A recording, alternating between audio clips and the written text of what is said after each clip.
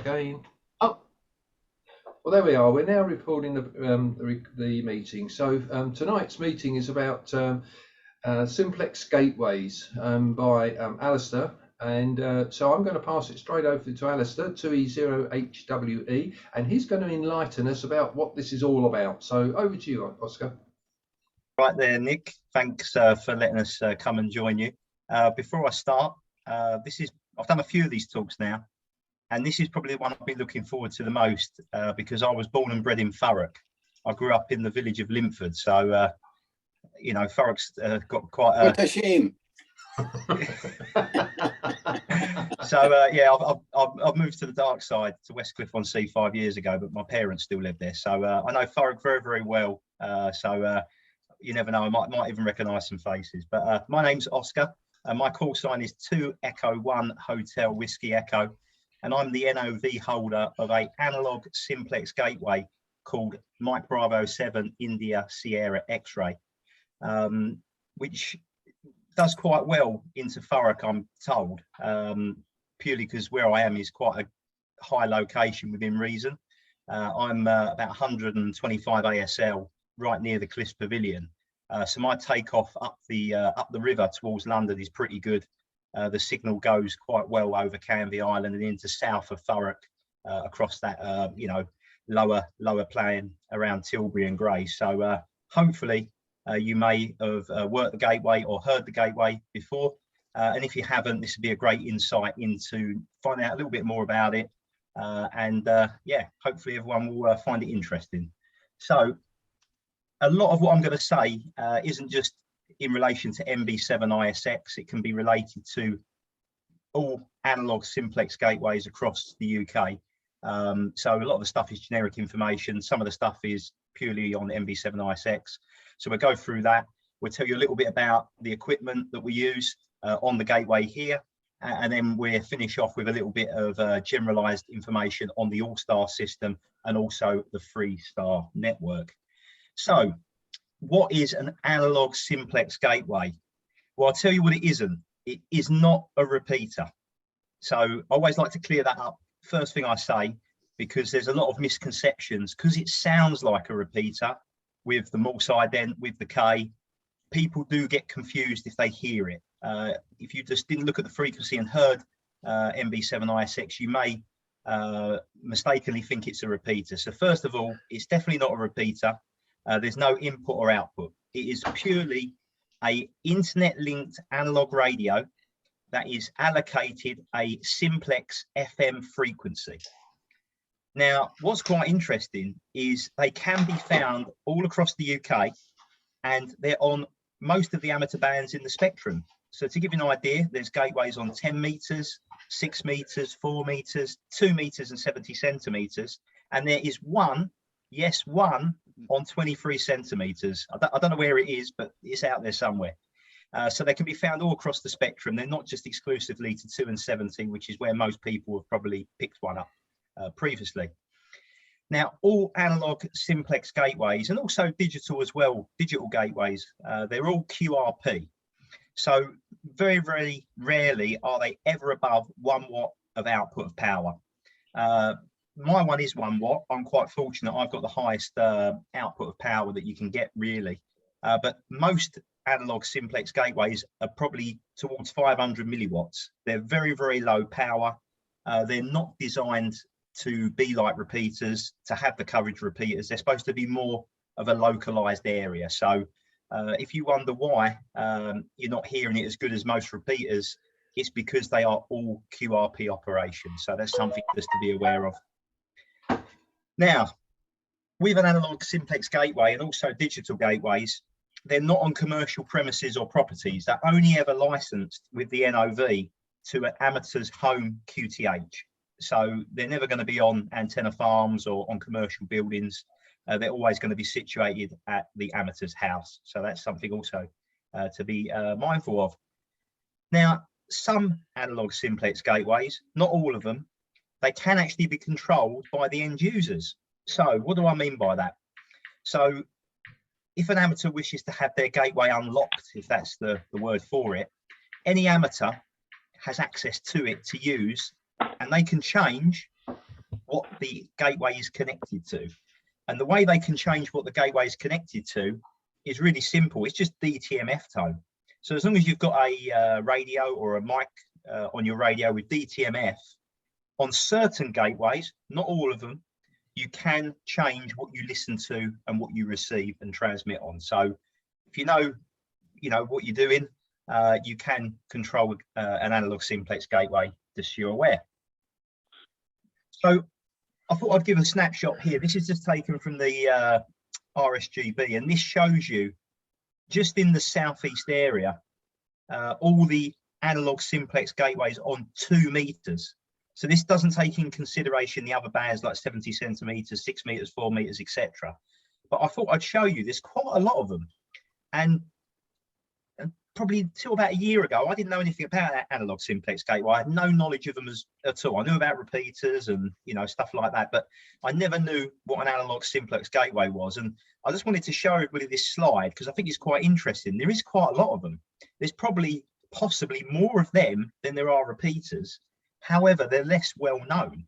So anything I can do just to promote it and show where they are, I wanted to do that. I don't believe there is any in Thurrock. I'm just trying to think, is there a digital gateway? I don't think there is. I think possibly there's a couple in Basildon, which are digital gateways on whatever they're on, whether it's Wires X or Fusion or DMR. But there's nothing apart from mine, to my knowledge, in the local area. So I suppose in these parts, it's pretty unique. Oh, someone's radio. Right, so if you want to get a gateway, what do you need to do? This is what you need to do if you're interested in about getting a gateway. Well, these are the people who look after it for the RSGB. So if you ever want a gateway, you're going to apply for a gateway, the Emerging Technologies Coordination Committee, or the ETCC, are the body that work, or the part of the RSGB, in all honesty, that work between the RSGB and Ofcom to allocate all repeater frequencies, gateways, digital packet repeaters, beacons, etc. So whenever you're doing an NOV or you're applying for a gateway or repeater, it's going to be the ETCC who are going to process the application on behalf of Ofcom. They're the people who kind of like self-vet it. It's not really something Ofcom have much knowledge of. So before you ever apply for one of these, you have to go through the ETCC. Now, NOV requirements. Oh, I don't know if someone just wants to mute themselves there. I'm getting someone's radio transmission coming through, whoever that is. Thank you. Yeah, it's all right, I've done it. Yeah, cool. Right, so NOV requirements. So this is a copy of my actual NOV. So Ofcom will give me an NOV, an extension to my license. And this is what they specify that I have to, if you look at the very bottom, I don't know if you can see that there. They say that I have to have the gateway on for more than 8 hours per day for 4 to 7 days per week.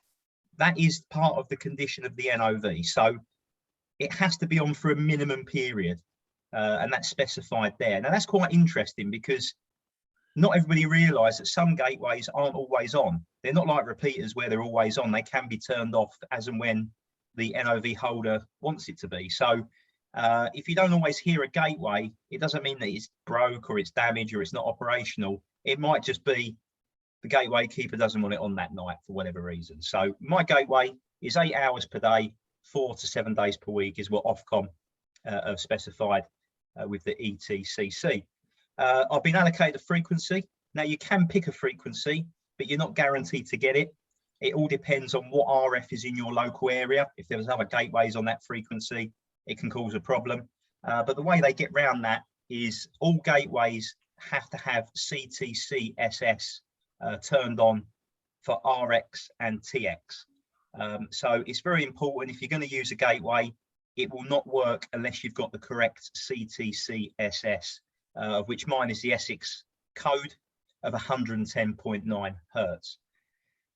It goes into details there about the maximum dB ERP, which is 0.3, which is about 1 watt. Specified antenna, the antenna that's being used is a Diamond X30 with a gain of 0.5. or 0.85, and it's 8 meters above the ground level at the property. So when you do an application, the ETCC want all this information. You have to work out gains. They want to know what coax you've got. If you look at the bottom there, I've had to specify it's 8 meters of Messi and Poloni coax, Ultraflex 7. They're probably more interested in that than actually about you. They want to know losses, gains. It's quite interesting what they want to know and how they work out these algorithms of what you can have as an output of power. Depending on how much coax and the antenna and the gain, that determines what your power will be for that gateway. So I thought I'd just show you that because it's just an interesting snapshot. Also, you'll see that the gateway is only licensed for 1 year. Gateways are not like repeaters. Repeaters, you get an NOV for a 3-year period. Gateways are a lot less length. They're only 12 months. And the reason for that is they find gateways seem to come and go because they're at amateurs property. They're not on commercial sites because they're self-funded. They're not part of groups. They seem to come and go gateways quite regularly. So because of that, they're only ever licensed for 12 months, and then you can reapply for the NOV if you wish. So what frequency am I on? Well, I'm on V23, which is the new bandings. So V23 is 145.2875 megahertz FM. Gateways are only ever on FM, just so everyone's aware. Regardless where they are on the spectrum, they're never on SSB. They're always going to be on frequency modulate. Now, as you can see there, I've listed where you'll find gateways. So there's about 7 frequencies on 2 meters. This is that I've just showed you a snapshot of. I've actually missed one off there. I think they start from 1449925. I think it is the first frequency, and then you've got about 3 or 4 there. But they're all basically around the underneath Simplex on 2 meters FM. So anywhere between 3375 down to 144,900. That's where you're going to find an analog Simplex gateway on 2 meters if you're searching around the bands.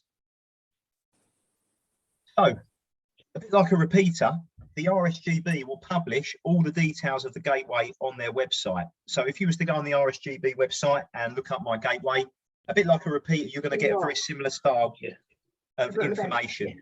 So you've got there where it is, the locator, the longitude and latitude, power output, etc., and obviously the frequency and the CT/CSS. So if you ever want to know the details of a gateway, if it's not on QRZ or if it's not, somewhere else on repeater book or whatever, then the RSGB will always have it if you need the information.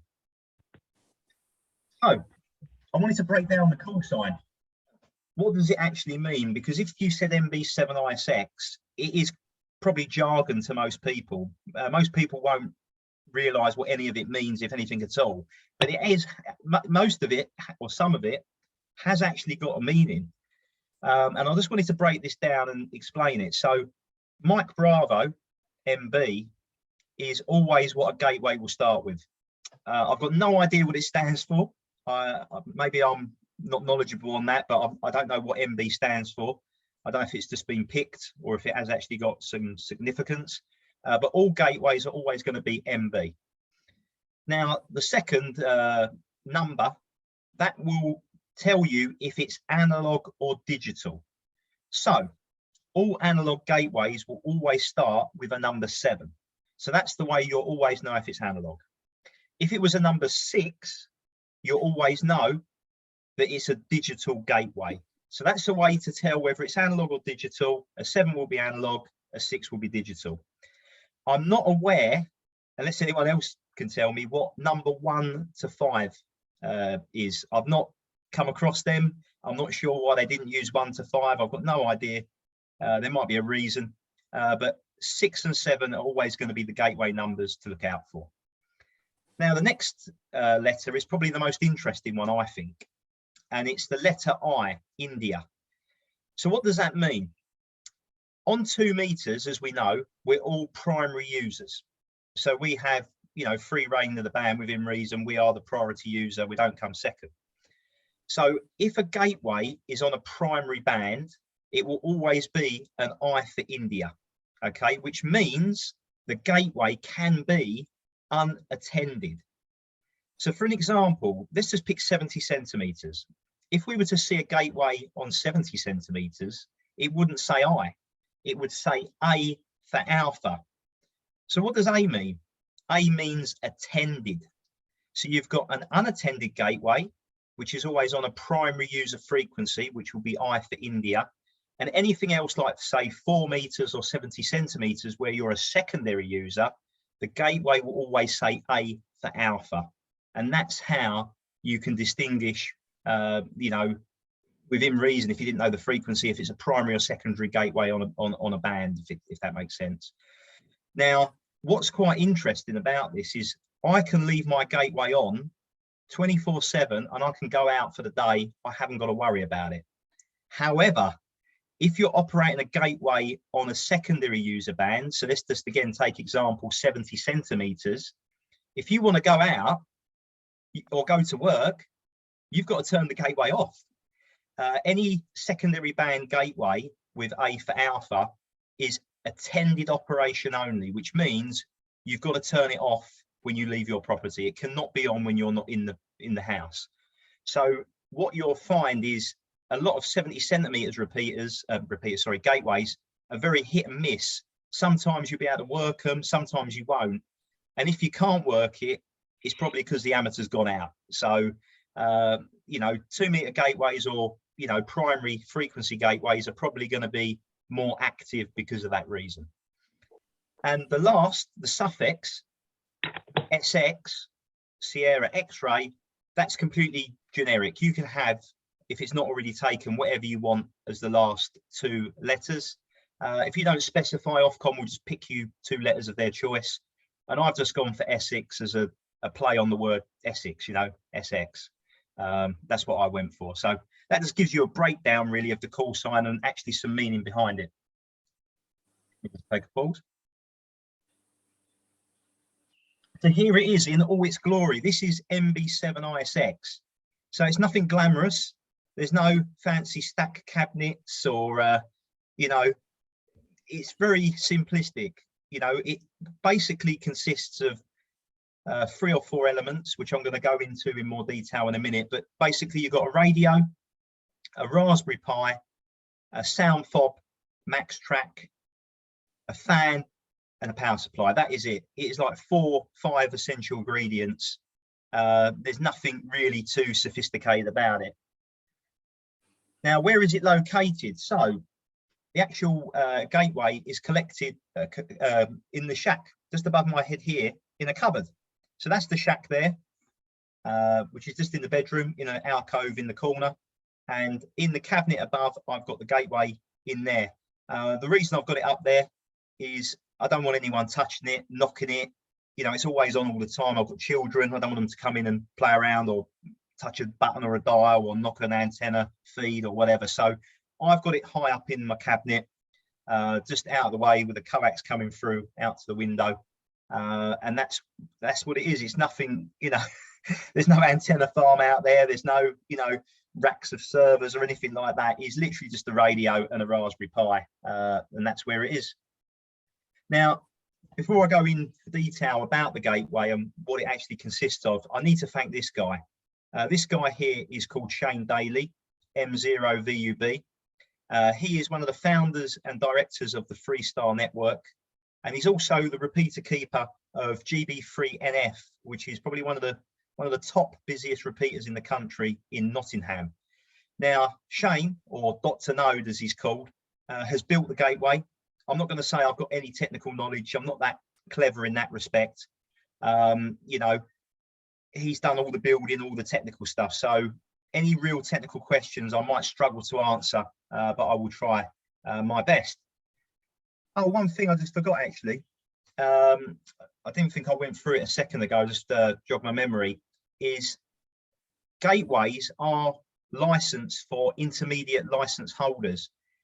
It's one of the only, or there's only 2 NOVs that an intermediate holder can actually access, which is an analog or digital simplex gateway and a digital APRS or packet repeater. So NOVs normally are exclusively for full license holders only. However, there are 2 exceptions.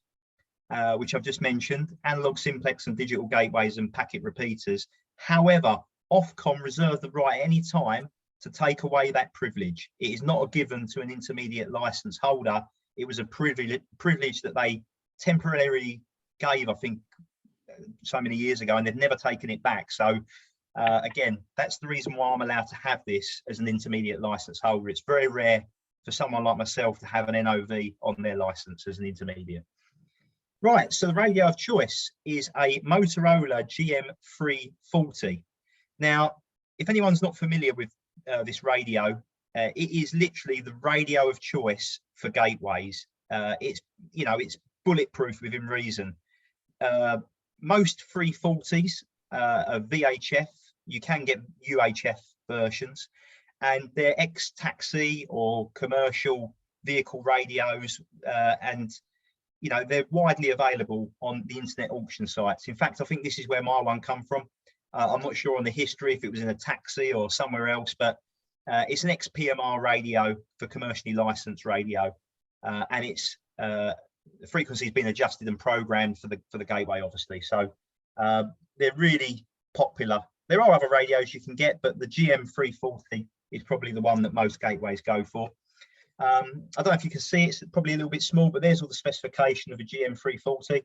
I'm sure if you was to go onto Motorola's website, if you was interested, you could find out a bit more information.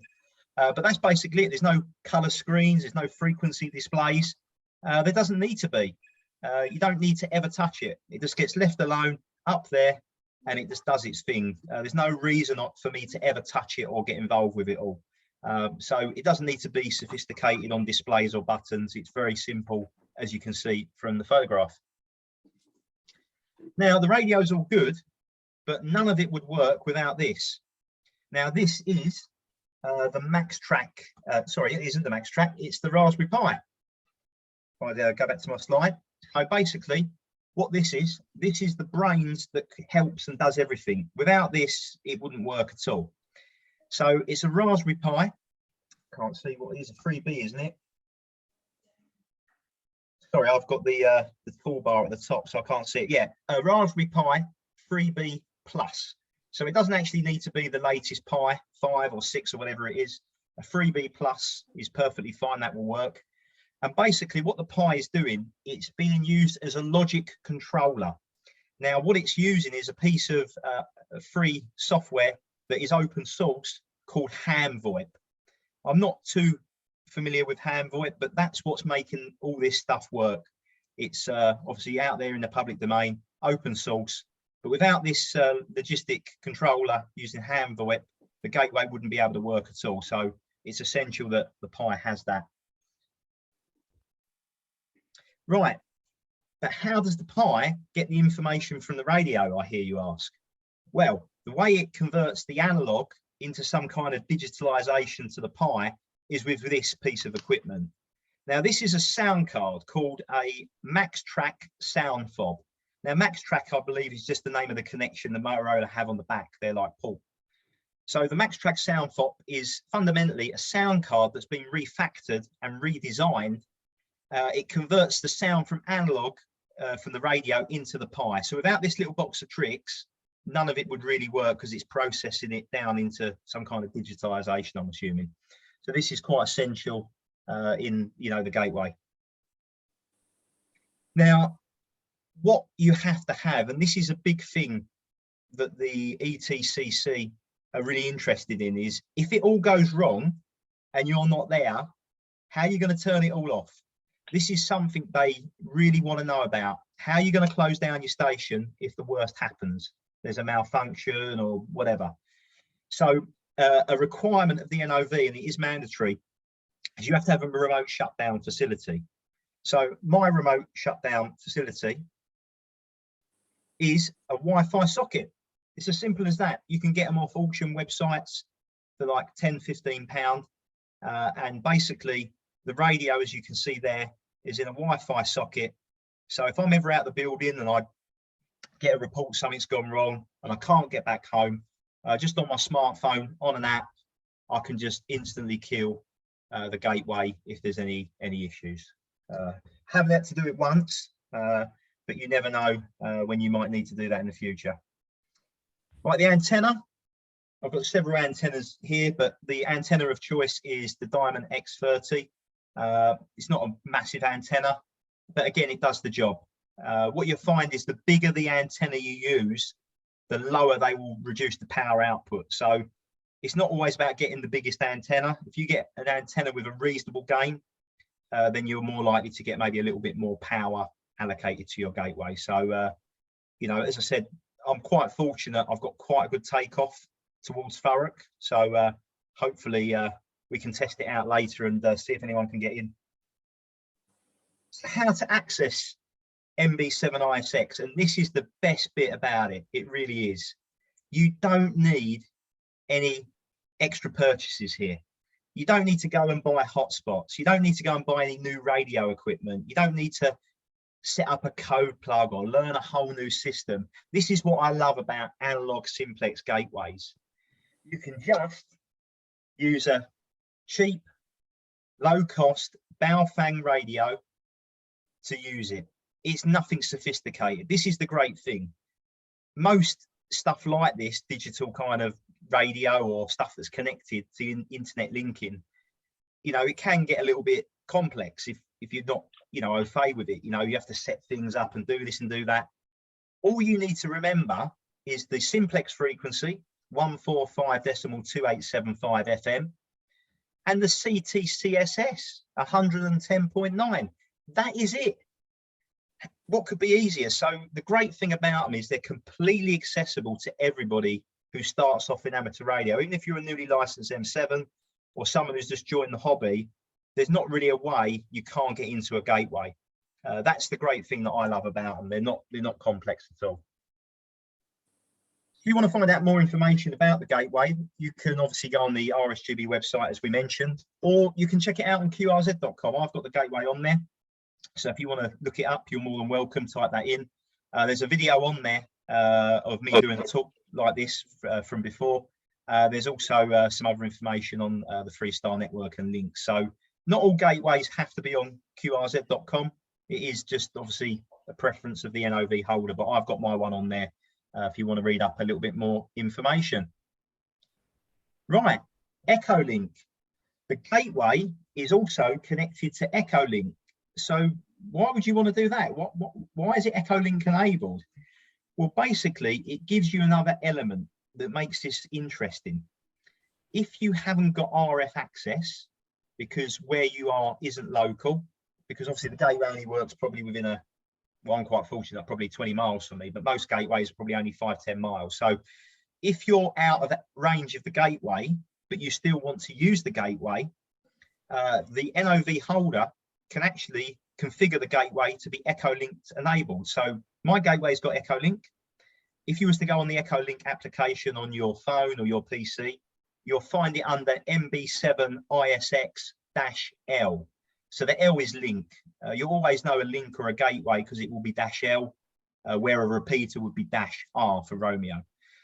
So if you was to go on Echolink now, type that in, you could listen to the gateway. And also if you were to talk, your voice would come out of the gateway into the local area. So if I'm abroad and I want to talk to any local amateurs, I don't need RF, and being an intermediate holder, that's quite useful for me because I haven't got a reciprocal license when I go abroad in most countries, unless certain SEPT ones allow me to. So I can go anywhere in the world and I can still talk via obviously Echolink on a phone or a device to anyone in the local area if I still want to talk to them. So that's another added element that's quite interesting as well, where you can obviously use that if you so wish. So if you was to go on the Echolink app, this is what would come up, just to give you an idea. Comes up with the details of the gateway, etc., and it then tells you everything the gateway is linked to, which is part of a bigger network. The Echolink number, some people can't find it when you type it in. If you'd rather use a number, it's 666 727. That's if you rather put a number in than search on the call sign. Right, so the next bit is more about what is the gateway connected to. If you're listening to the gateway, how is all that being processed? Where's it going? What's what's the glue holding it all together behind the scenes? It's basically something called AllStar Link. AllStar Link system is a well-known amateur radio voice over internet protocol software. Again, it's free open source, but it's not for commercial use. It's purely for amateur use only. And to get onto this system, all you need to do is apply to AllStar Link for something called a node number. Once you get a node number, you're set up, because that then means you've got something to connect to. So my node number is 53789. Now, no one needs to worry about that if they're listening on an analog radio. That's just for my purposes. But basically, that node number allows me to connect to a grid, and I can go anywhere in this grid, wherever I want in the world that's on this system. Now, what's quite good about the system is it's analog. Even though it's internet linked, AllStar is analog. There's no digital processing, so the audio is fantastic. The audio is always going to sound on AllStar analog. You're not going to get any of that twang or robotic noise, and that's what I love about this. It's not like most digital systems, but officially AllStar is an analog system. And what's great is it lets you have full duplex. So if you accidentally key over someone on the system, you'll be able to hear that other person underneath you and vice versa. So it's quite clever in that respect. Just to give you a bit more information, again, I don't want to go too in depth with this, but AllStar Link is a network of amateur radios, repeaters, base stations, hotspots, etc., which are all accessible with each other over voice over internet protocol. AllStar Link runs on dedicated computers, i.e. Raspberry Pis, hosted at people's homes, etc.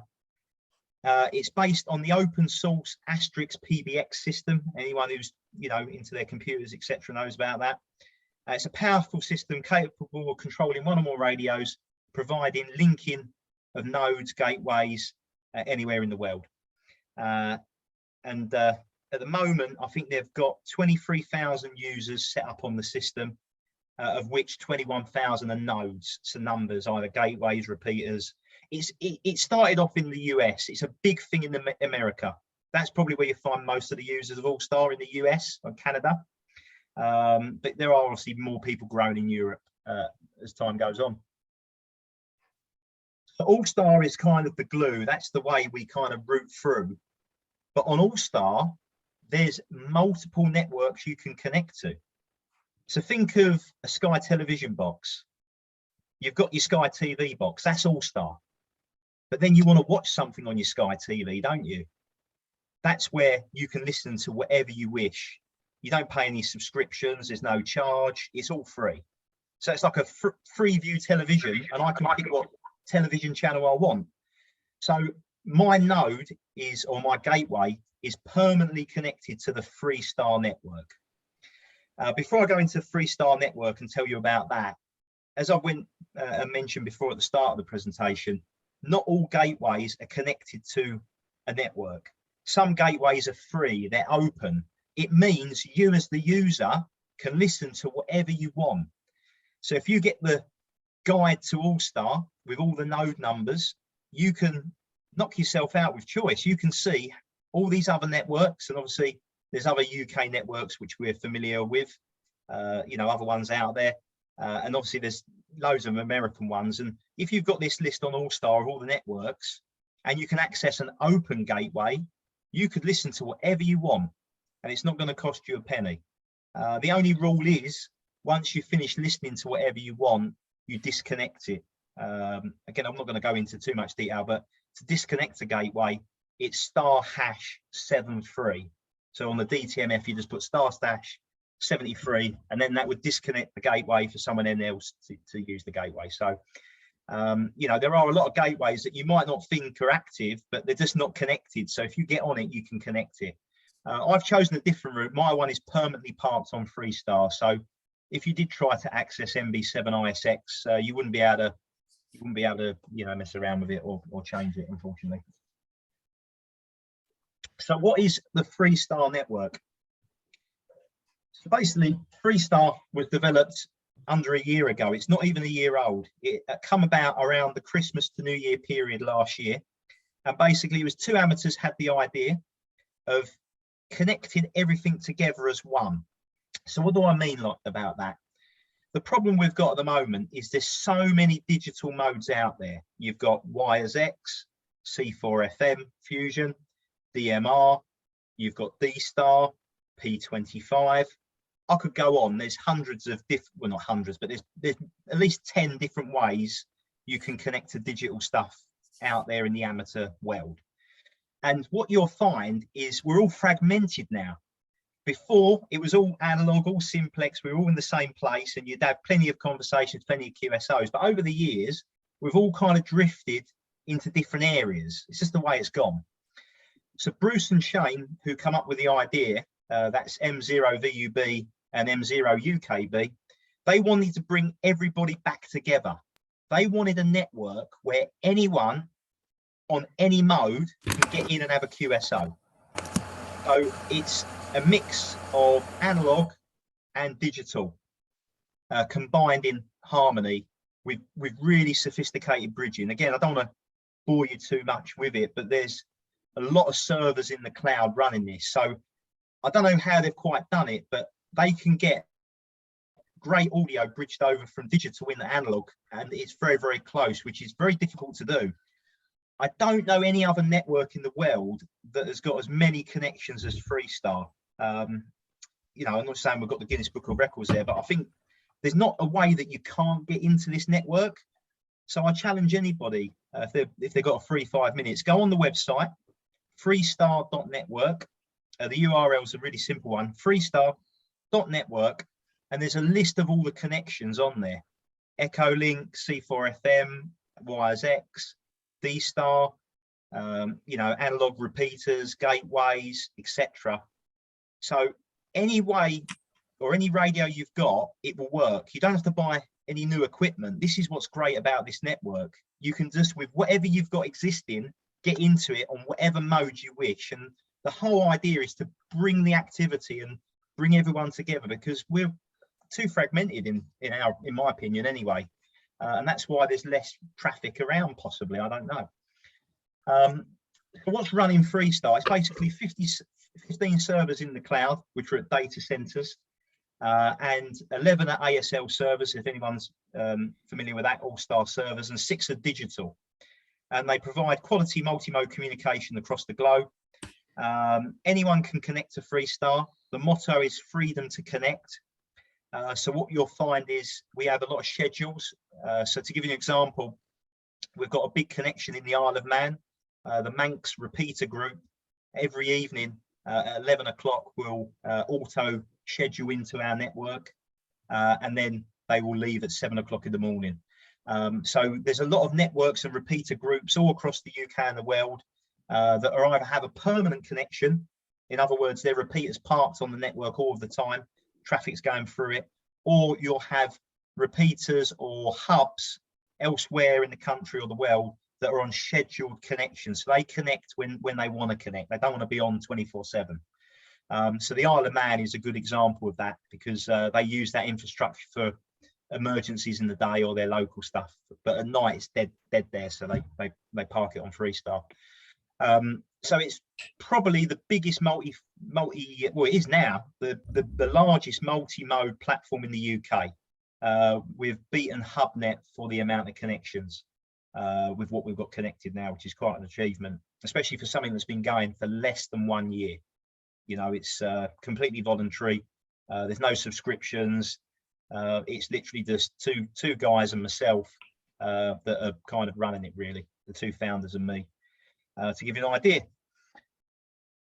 That gives you a bit of information about Freestar. I'm going to talk to you a little bit about GOTA next, which was the Gateways on the Air event that I organised in June.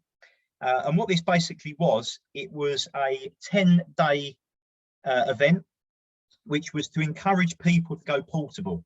So we had a pretty bad year, didn't we, last year? We were all locked down over Christmas and New Year, and no one got to go out and play radio. It weren't the greatest of times, and the restrictions were just lifting around April, May kind of time.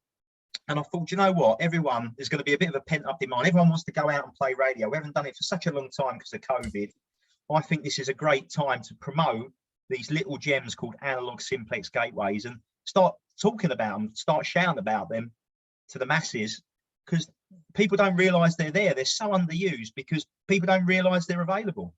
So GoTo was born, Gateways on the Air, and basically it was to encourage people to go out portable to a significant location like a hilltop or a beauty spot or a national place of interest like a country park or a country house, and try and work their local gateway. So it was for 10 days saying, get up on a hill, get somewhere high and try and work your local gateway and call CQ, and let's get the airways going. And we had a website, so that website is still live. If anyone wants to find out more, go.org.uk. And this was what I managed to get connected. So I managed to get quite a few gateways. I also got a lot of repeaters connected for the 10 days. And that was everything you could access on the GoTo event around the country. We had special events call sign. I didn't use it, but there was Bruce and Shane, the founders, were operating GB1 GOA as a special event over the 10-day period. And we also had sponsorship from Moonraker. I know Chris at Moonraker fairly well, and we had a deal with him that he would supply 2 Senhao sports radios, which are actually surprisingly good. I think they're quite underrated. So he donated them free of charge, and we did a competition. So what we said to people was this: there's going to be 2 categories. There's going to be one for activators and a category for chasers. So if you're an activator, you're going to go out to a hilltop, you're going to post on the Facebook group, I'm going out to this location, a bit like Sota or Bota, beaches on the air, or I'm going to go to a beach. And it's all in that kind of spirit. So beaches, gates, parks, Pota, Gota, Bota, Sota. We could play on that name a little bit longer, but it was in that kind of spirit. Get out, get portable and work your gateway. And if you do that, you're an activator, and you can hold the frequency or the channel for an hour and make as many contacts as you can. And also we said, if you want to be a chaser, try and work as many of these activators as you can, a bit like Sota. And what we'll do is we'll do an online log, and all you have to do over the 10 days as either an activator or a chaser is have 1 QSO, and you'll be entered into a prize draw to win the radio. That's all you had to do. So it's all about encouraging people to get on the air at a certain time, a certain place, and have a conversation, have a QSO and call CQ.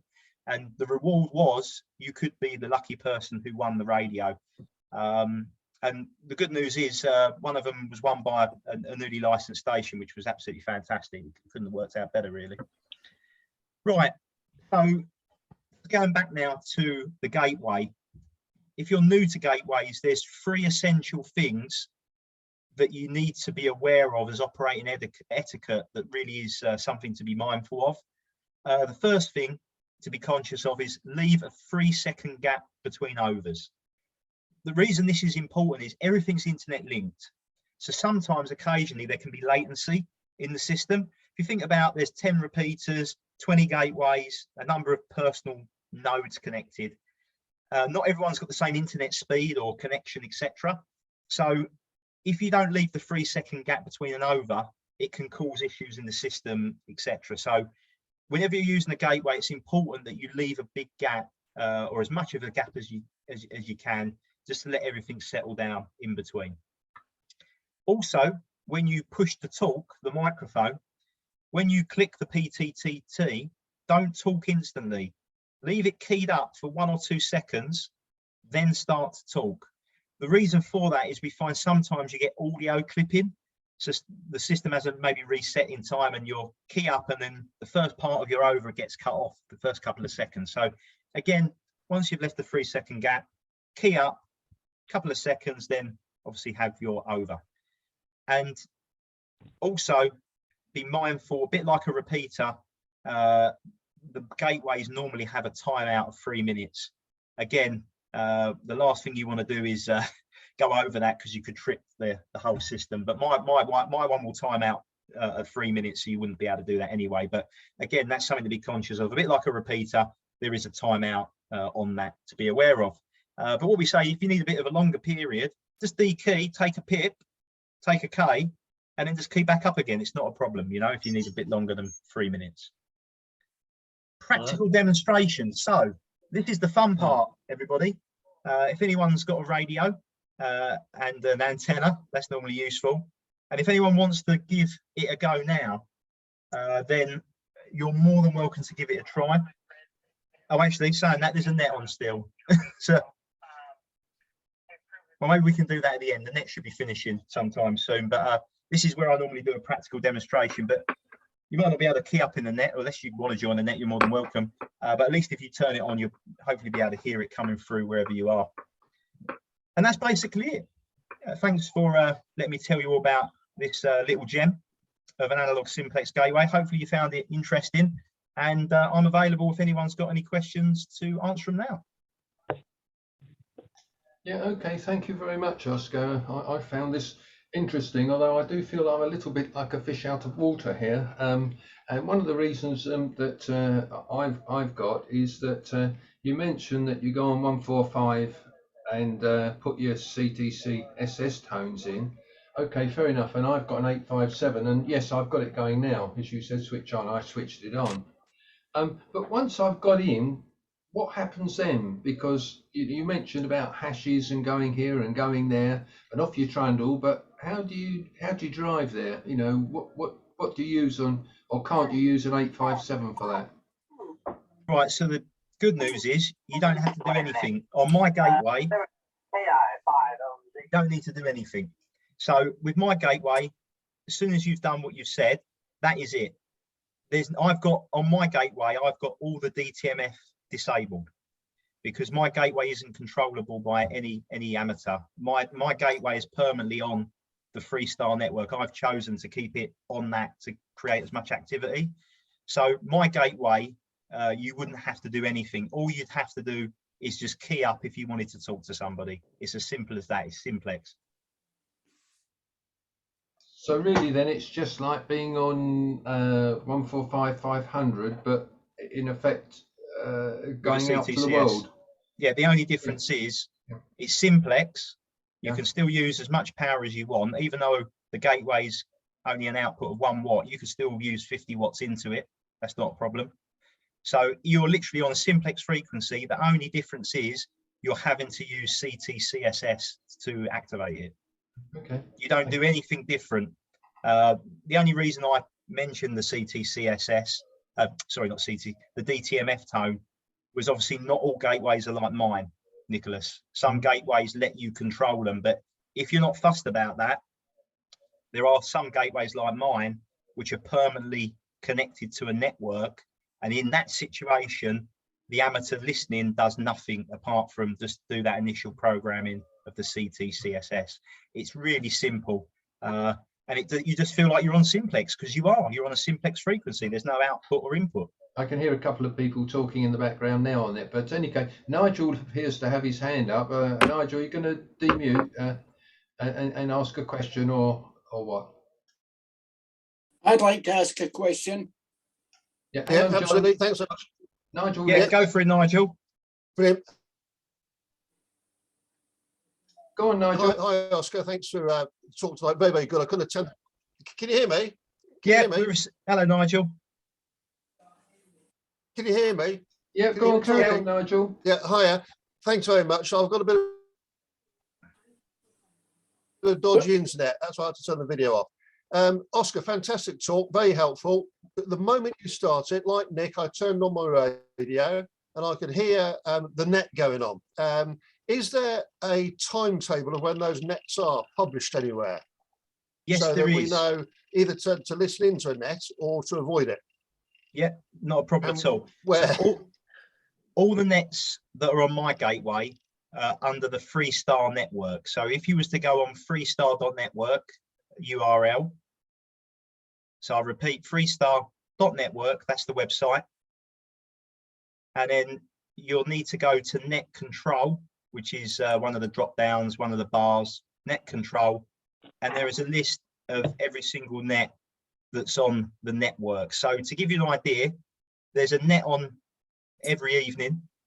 They're normally around about 9 o'clock in the evening, to give you an idea. But there are some nets that are earlier, about 7 o'clock, 7:30. So they're all in the evening. There's none in the day. And the reason they're in the evening is for a number of reasons. One, obviously more people. And secondly, we do carry on the network a few United States nets. And obviously they are behind the time, aren't they, with us? They're a little bit behind, 5 to 7 hours. So there is nets most evenings. Tonight's net is the Board and Breaker net, which was a net. There's a US based net. Anyone can call in though, from anywhere in the world. They're in the, I think in the central around Oklahoma, Tulsa, real Twangther accent. Great people, and we connect up to them, to their net every Thursday, I think between 6 and 9 o'clock. So at 9 o'clock, I think that their net should be finished, and the network is available then for a normal network.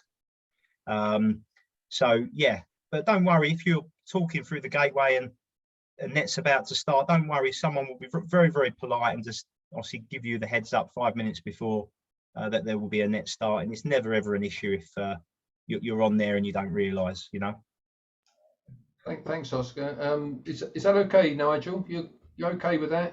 Right. Okay. Round to John there. I can see he's waving at me. I don't know if he's waving bye-bye. I've got a question. Come on, John. Oh, hi. Can you hear me, Oscar? Yeah, I've got you there, John. Good evening. Okay. This is the second time I've listened to your talk, and it's fantastic, right? Oh, thank you.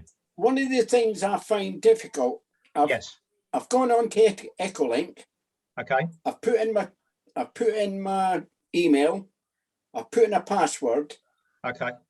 Hang on, let me change the password a minute, just in case something happens. When I press register call sign, it says okay, and then it says the call sign now is registered, but it's not yet validated. Correct. Yes, So you won't be able to use it yet. Yeah. So a couple of questions, if I may, John. Have you ever used Echolink before? No. Okay, you won't be able to use it yet then, because Echolink, you have to provide a copy of your license before they let you go on it. Oh, okay, fine. Okay. So if you check your emails, in the next 24 hours, I would assume you get an email from Echolink asking for my license, and then they're asked for a copy of your amateur license. They won't just let anyone join, because obviously, it's a licensed only system. So once you've provided that to them, then you can get on there. Now, if it's helpful, you can listen to it now on my qrz.com page. We've got a Broadcastify link. So the gateway is connected to Broadcastify, which is a free, non-licensed RX only receive. okay. So I've got the Broadcastified feed from the gateway actually on. So if you go on qrz.com and type in MB7ISX, if you scroll down, there'd be like a little box with like a play arrow in it. Not the YouTube one. There'd be like another one that says listen live. Obviously, don't click it now, or we're going to get it all come through the speaker. But you can listen to the network that way. No, won't do. Yeah, you obviously won't be able to TX, but until you get your Echolink. No, but I can listen. You can listen that way, and that's obviously free for any non-license holder. Okay, that's champion. And I pick up 2875 yours. I mean, I listen to it quite regular actually. One thing's, so whereabouts are you? What ones? I'm in Corringham. Oh right, you should get it. Oh, I've spoken to you a few times before. Yeah, I remember. I think we have. Yeah. Do you know okay, cool. So you should get it okay. Yeah, perfect. But do you know what one's on 212.5? Yes, I do. I do know what that one is. Yeah. 1/4. Yeah, because I picked that one up as well. Yeah. So that other one is nothing to do with Freestar. That is 2E0 SSG's gateway, and I think I can't remember his call sign now. I can't remember the gateway call sign, but that's over the estuaries, just literally over the road from me. That's in Who, which is just it's in Who. Who, north of Rochester. But it's not in a great location. I think it's in his flat on his balcony, the Yeah, antenna or something. it's not very strong. No, it's not very strong, but that's connected to another network. That's not on the Freestar network. That one's on HubNet. Okay, all right. Yeah. Thank you very much. That one also is not controllable. But they're probably be the only two analog gateways I think Thurrock has got. Yeah. Maybe someone would like to do one. Maybe the Acorns can do a project on. Maybe get an NOV. Actually, Oscar, I don't know if this comes into it, but we do have Paul M0, and I can't remember the rest of his call sign. He's got a DMR repeater over in South Ockenden. Yeah, so that would be a repeater though, wouldn't it? It wouldn't be a gateway. It would be slightly different. I don't know the correct terminology. I'm sorry. That's all right. It's all Chinese to me, this DMR and what we're doing is analog. There's no digital. It's not digital. The gateway's analog. You're using analog. As far as you're concerned, when you're going into it, it's all analog. However, in the network, there are people coming in via digital. But this software is so clever, it brings everyone in harmony together. So everything you're doing or we're doing at this end is all analog. You don't need to worry about any digital, but you will hear digital people on it. So it's a hybrid system, in terms of the network. All right, so yeah, the light bulb moments just happened when you said that. So yeah, I can see where you're going. Yeah. Anyone else got any questions for Oscar?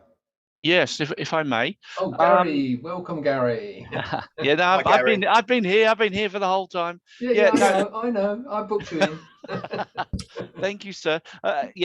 So Oscar, thank you for the night. Fantastic. Okay, so the gateway itself is not controllable. So you're in the main room, the main digital room. Is that right? If you want to look at it like that, it's just one room. You've got one thing that in terms of where you are as an end user. Yes. It's just one room. Okay. And when you get into that room, there's people joining from all other doors. Now you don't have to worry about that. You're not going to know what door they're coming through, whether they're digital or analog. Yes. They could be a repeater. They could be a gateway. They could be a hotspot on a computer. It's just a big room where people can meet. But you haven't got to. All you've got to do is walk through one door and you're in. There's nothing else you need to do. It couldn't be simpler. It really couldn't. Yeah. So So to compare it to something like Phoenix, with Phoenix you've got lots and lots of rooms, and you have to select which room you actually want to join. You've got to configure that on your DMR radio. None of that complexity with this. Literally, you've got the main room, which I assume is configured, or do you have lots of rooms? No, or it's one room. The system is just one room. Okay. Yeah. So basically, it's Simplex. The gateway is Simplex, one frequency, and it's connected to the network. The network is one big room. And to give you an idea, just because you mentioned it, that DMR repeater in South Ockenden, you can get into Freestar on that repeater in South Ockenden. So you don't have to have a gateway. There are repeaters that are also connected to Freestar. So to give you an idea, Freestar is on the Phoenix system. It is connected with. We don't have a relationship with Grandmaster, but if you was to access the repeater in South Ockenden, I'm assuming that's on Phoenix, is it? I don't know if you know if it is. Yeah. Yes. If you know what to do when you get onto that repeater, and I don't, I'm not a DMR person, then you can access Freestar via any Phoenix DMR repeater in the country. So there are other ways to get in, but tonight we're just purely exclusively talking about analog Simplex gateways. Yeah. Well, to me, if you got the analog signal, why go via another repeater or gateway? Use the local gateway. Yes. Yeah. The problem with the gateway is it's QRP, so not everyone can pick it up because it's low power. Where if it was a repeater, it's 25 to 50 watts, isn't it? So you got, and it might be on a commercial site on a hilltop. It's not someone's home address. So a gateway is good if you live near one, but it's never going to be as good as a repeater. So it's a good halfway house is probably how I like to see it. it has its, you know, and some people, if I'm honest with you, we've had repeaters come and go on the network where a lot of people use repeaters are old school. They don't like internet linking. They're very anti it, and they just don't like a repeater being busy. Now, I know that sounds like a crazy statement, but some people want to talk to their mate down the road every Thursday at 1 o'clock. And because someone else is on there having a chat, they get very upset. So you find repeaters don't work well with internet linking as well as gateways. Gateways are designed purely for that. Yeah.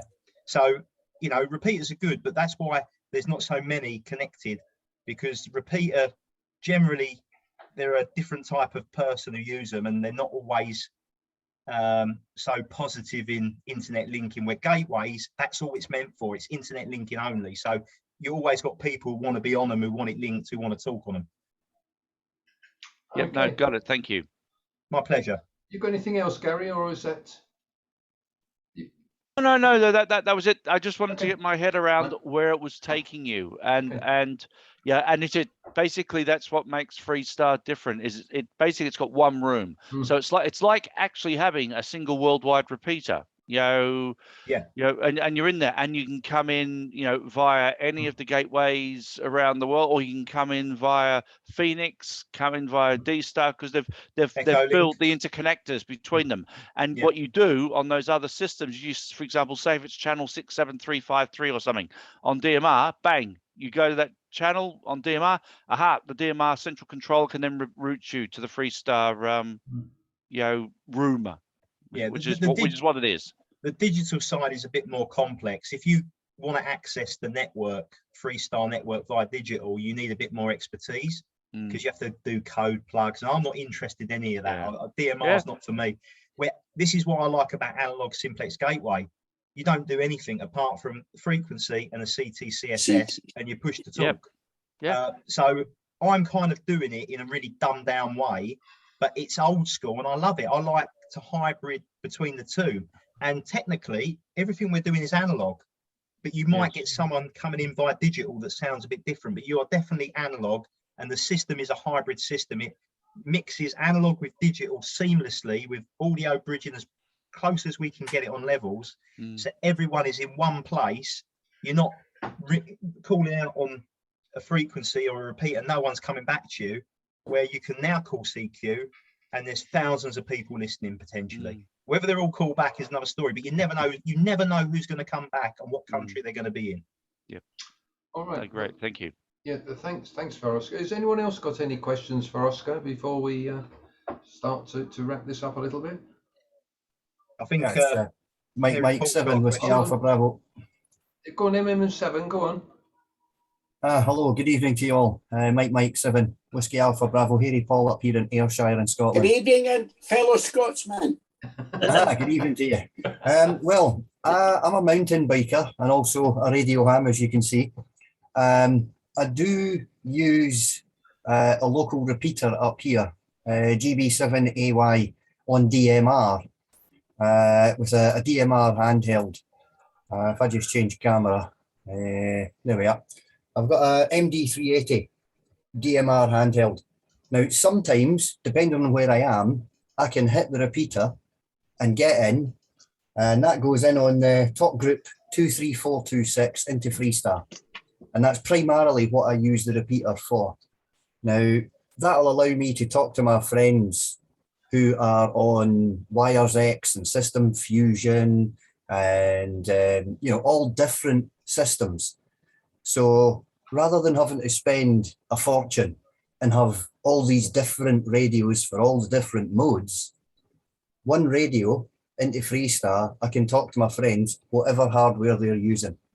Now, if I can't reach the repeater, which does happen because it's a bit hilly up here, then I use network radios, a little Hytera PNC380 network radio.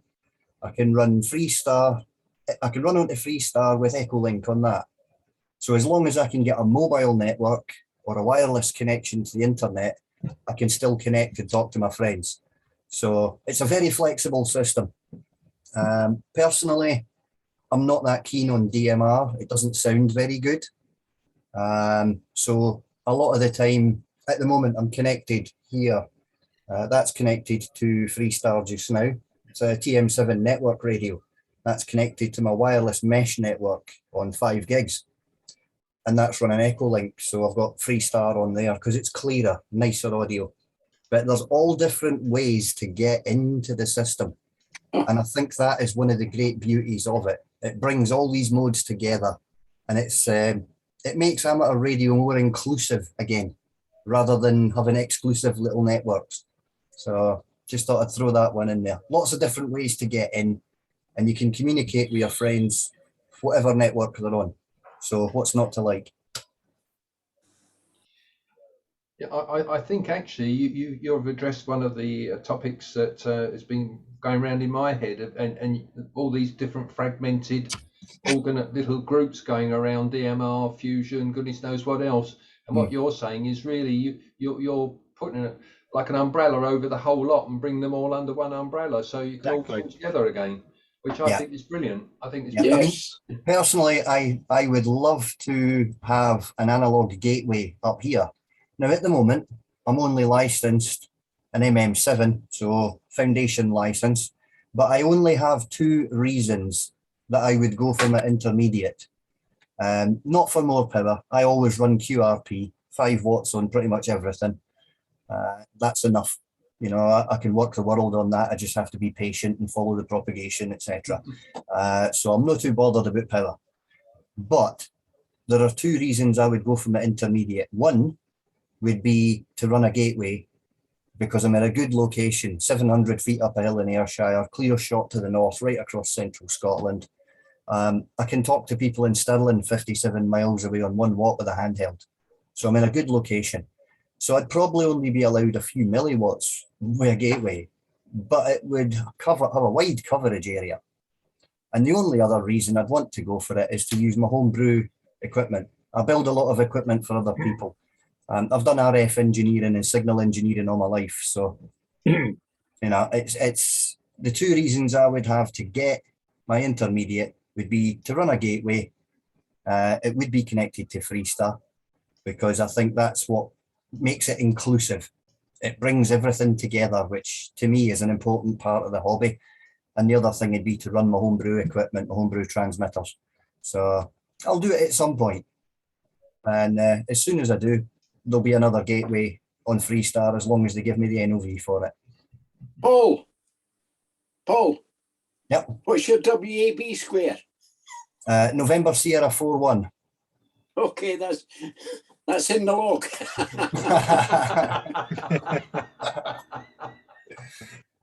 You don't miss a trick, do you, John? Well, thanks for that. I do operate all bands from top band to 6 meters, and I do VHF and UHF as well. But I do that for fun. HF is a challenge. I enjoy the challenge of HF, but to have a good rag chew with my friends, or go onto a net and have a good technical discussion, that's what I use Freestar for. You know, you don't have to worry about propagation, you don't get fading and all the rest of it. As long as you've got a reasonable connection into a repeater or a gateway, or, you know, use something, Dude Star on the PC, Droid Star on an Android tablet, for instance. You can run the Droid Star software on a tablet and connect through that. There's so many different ways to use it. But yeah, Freestar is a great thing. It brings everything together. Looks like someone's selling it all for you, Oscar. You can go home. Yeah, I didn't know he was going to turn up, I promise.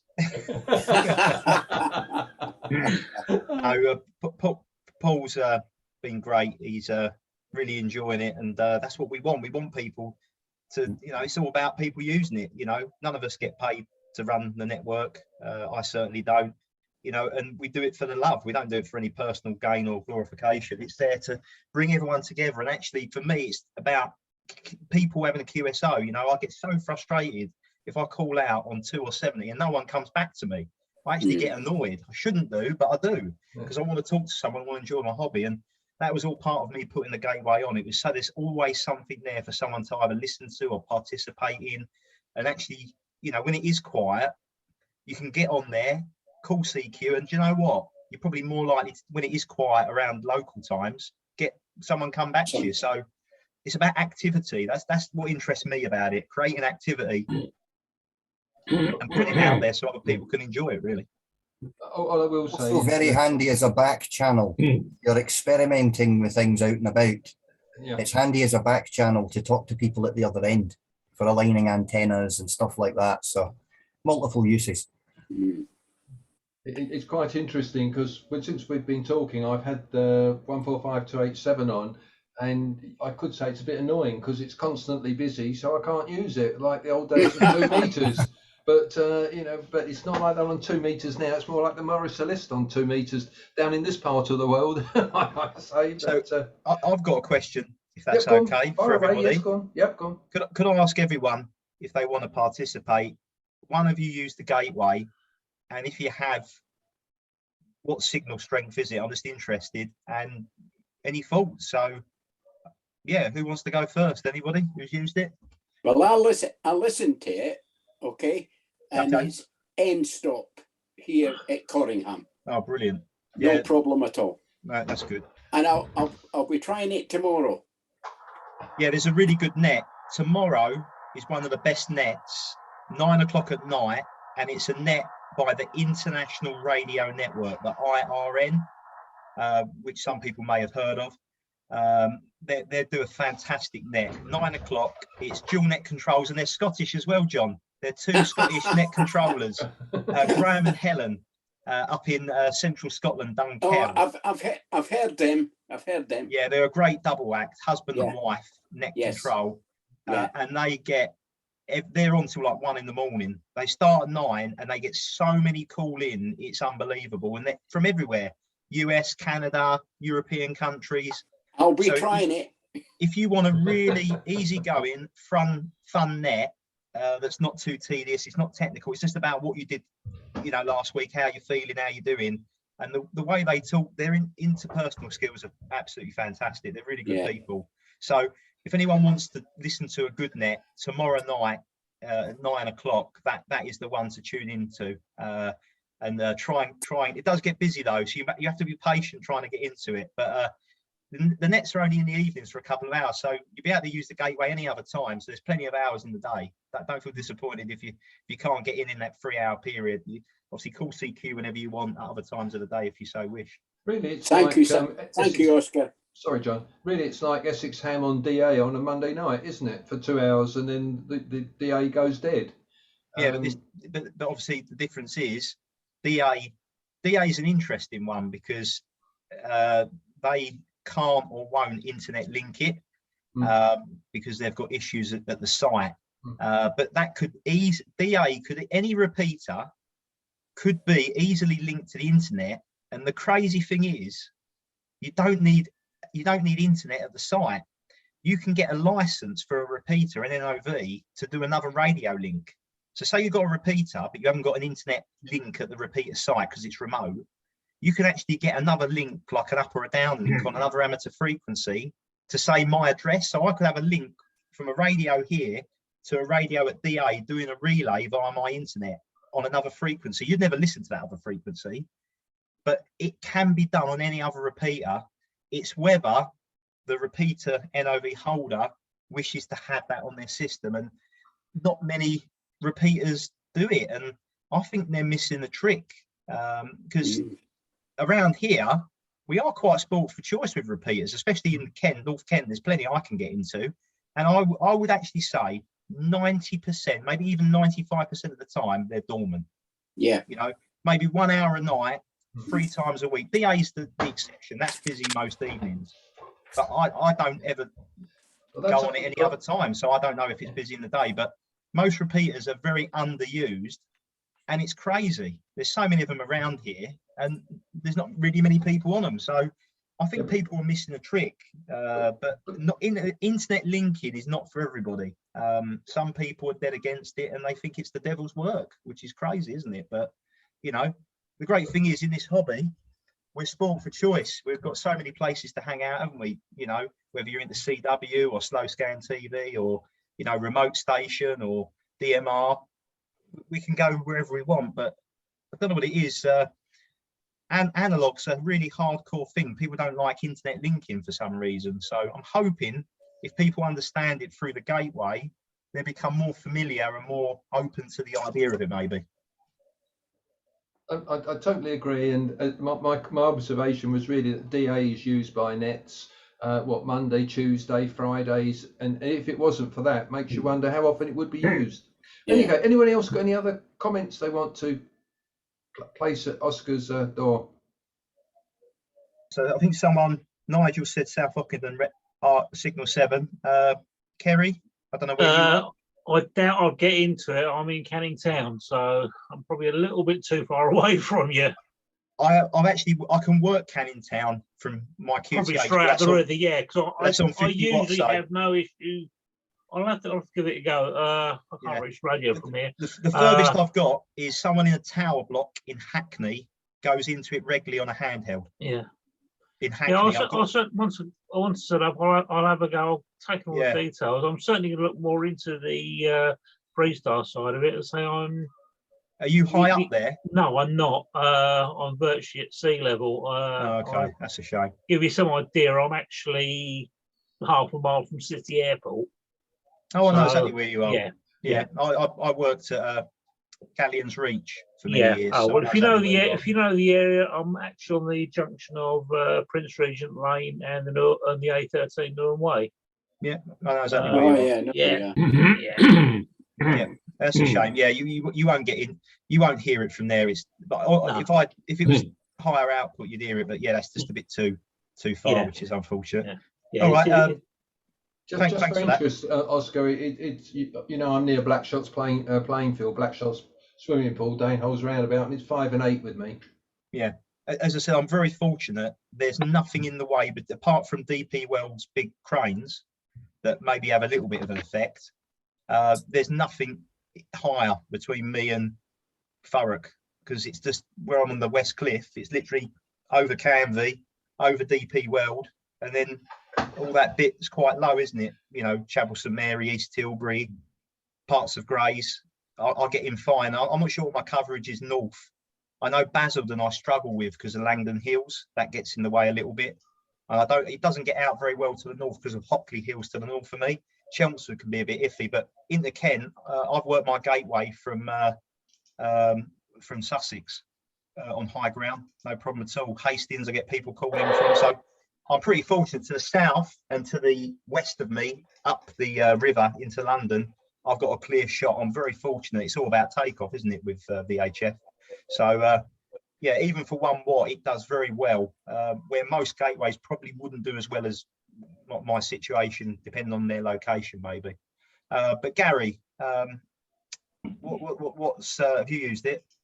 Not yet. I did try to see if I could pick it up with this handheld, but no, there was something there, but not yet. So, but I'm in Wickford, and tomorrow I will see if I can hear you, and I'll drop you a quick email and let you know what the. I shouldn't have it. I shouldn't have an issue once I get on the antenna, the big antenna. Wickford and Rayleigh again, they're a bit iffy because of Rayleigh Hill gets in the way, but on a handheld you won't work it, but you with a collinear you probably would just about hear it. I will let you know tomorrow. I don't know where everyone else is, but is there anyone else? Let me know a report before we wind things down. Paul, just so you know, where a majority of us are located sort of 20 miles east of London. So that's where we hover around, where the Dartford Tunnel crossing is, sort of that area. And Oscar's near Southend for all in, a bit further down the river, going towards the North Sea. So that's where we're all talking about at the moment. Right. Sorry. Anyone else got any questions, or have we extracted all the knowledge we can do out of Oscar? Well, all I can say then, Oscar, is thank you very much indeed for coming along tonight. I wondered what was going to happen tonight, but I found it quite interesting. And your observation about digital and analog, that once that penny dropped, then it all fell into place. So I really appreciate that.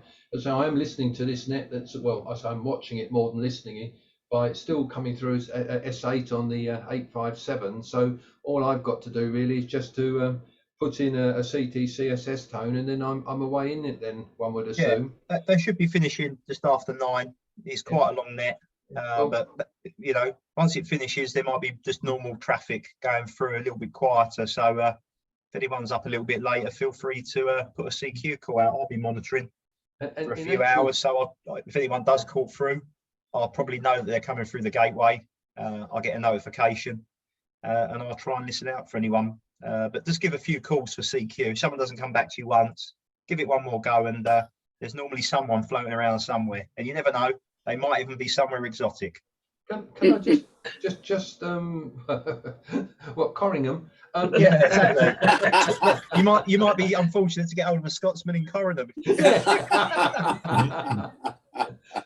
Just a quick thing. You mentioned Echolink. Yeah. Does your system link into Echolink, or do you need anything extra on you to do Echolink, or is it a no-go? No, if you was to go on Echolink now, you would hear what you're hearing on 2 meters. Yeah, but what about if I went onto your repeater? So have you got the Echolink app on your telephone? No, I haven't. No. Oh, okay. So if you was to go on Echolink now on your phone. Oh, I have to go by the phone then. I couldn't go by the radio. Oh, so you've got is that a network radio, is it? No, this is just the 857 I'm talking about. So I can't use that. But if I go on the Anytone, if I program up the Anytone, one would assume then I can go in via that because I've got the keypad on the microphone then. Okay, so Echolink, all you need is a device that can go on Echolink. So it doesn't matter if it's a phone, a tablet, a radio. You know, I've got a network radio here, which is Android. I can download the Echolink app. So if you can download Echolink as an app on your radio, yeah. So Echolink is it's like a PC based system, isn't it? I don't believe the only radio you can get Echolink on would be an LTE, cellular.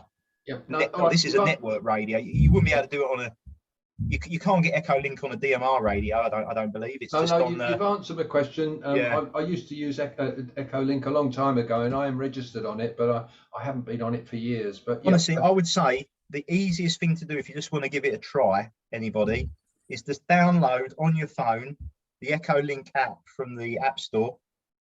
I can't even see it. I think it's too bright. But, it's too bright. Yeah, but all you need to do is download the app from App Store, Echolink. As long as you've already got an account and you can remember your password, you should instantly have access.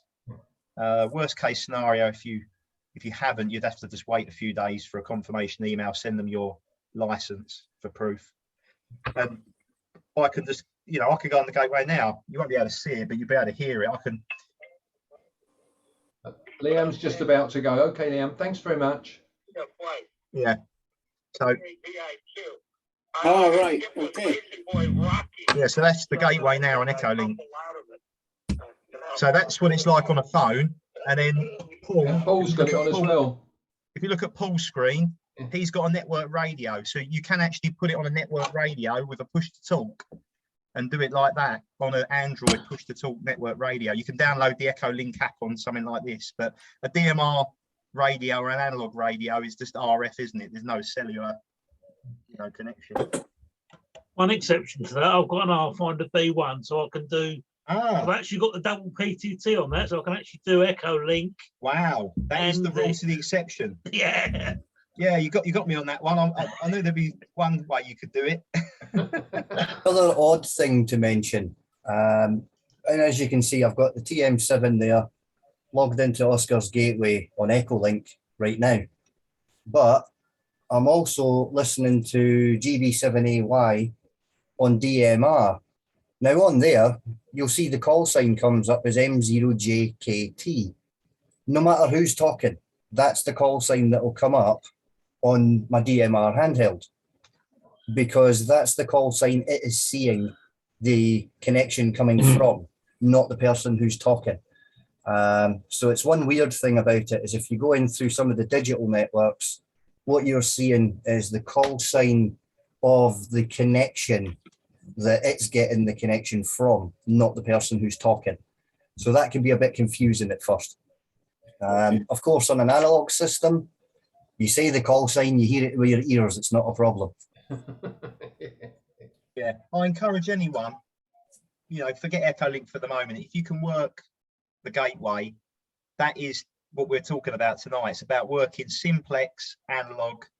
It's the simplest way to get involved into this kind of internet linking without spending any money, without any expertise, without any real knowledge. You can just, even if you're newly licensed, just pick up your radio that you've got, put that frequency in CTCSS, and you haven't got to have any thinking time to work it out. And you can access all these people via all different digital modes all over the world. That's in essence what it is. But then we've gone a bit deeper tonight to say, look, you can do Echolink, you can do DMR, but that's a whole other Zoom call probably. Yeah, I'd agree with you there. Yeah. Well, it's nearly 9 o'clock. Has anyone else got any questions to pose to Oscar before I sort of semi-wrap it up? Okay, in that case, I'll say thank you very much, Oscar. You've definitely opened my eyes up quite a lot on this, and yeah, without any knowledge, you said, well, I come under that one, definitely. But yes, it's been very interesting to talk, and thank you very much for coming along this evening. To everyone who's on the meeting tonight, I'm going to stop recording now, but if you want to continue to talking to Oscar, please do, and I'll turn off the whole thing a bit later on. So let's just